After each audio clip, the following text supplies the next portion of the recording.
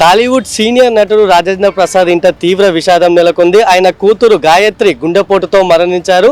నిన్న గ్యాస్ట్రిక్ ప్రాబ్లంతో ఇబ్బంది పడుతున్న ఆమెను కుటుంబ సభ్యులు హైదరాబాద్లోని ఏఐజీ ఆసుపత్రికి తరలించారు.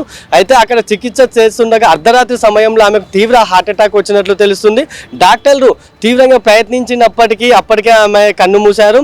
ఇక రేపు ఆమె అంత్యక్రియలు జరగనున్నాయి. ఇక గాయత్రి లవ్ మ్యారేజ్ చేసుకోగా ప్రస్తుతం వరకు ఒక పాప ఉంది. గాయత్రి భర్త మహేంద్ర కంపెనీలో వర్క్ చేస్తున్నారు. ఇక గాయత్రి కూతురు కీర్తి సురేష్ నటించినటువంటి మహానటిలో బాలనటిగా కూడా నటించింది.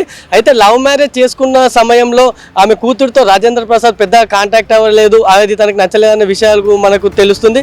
అయితే గతంలో ఒక ఆడియో వేదికలో తన కూతురు గురించి చెప్తూ రాజేంద్ర ప్రసాద్ ఎంతో ఎమోషనల్ గురయ్యారు. తల్లి లేని ప్రతి ఒక్కరూ తన కూతురులోనే తన తల్లిని చూసుకుంటారని కూడా ఆయన అప్పట్లో చెప్పారు.